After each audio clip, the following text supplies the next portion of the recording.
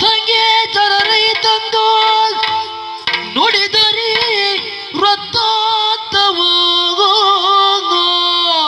ಆಶ್ಚರ್ಯ. ಬಳಿಕ ಪ್ರದ್ಯುಮ್ನನು ಕರೆದು ಪ್ರದ್ಯುಮ್ನ ಮತ್ತೆ ಬಂದುದು ವಿಘ್ನ ಮತ್ತೆ ಬಂದುದು ವಿಘ್ನವು. ಇದಕ್ಕಿನ್ನು ಪಾಯವ ಏನೆಂದೊಡ ಅವ ನಿಂತೆಂದನು.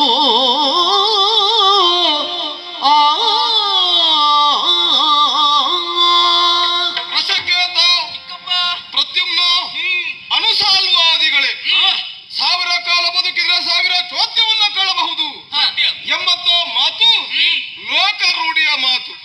ಇದು ಭಾರತದ ಬದುಕಿನಲ್ಲಿಯೂ ಸಹ ಅಕ್ಷರಶಃ ಸತ್ಯವಾಗಿ ಪರಿಣಮಿಸುತ್ತ ಒಂದು ಸಂದರ್ಭ ಬರ್ತದೆ ಎಂಬಂತ ನಿರೀಕ್ಷೆಯೂ ಸಹ ನನಗೆ ಇರಲಿಲ್ಲವಾಗಿತ್ತು.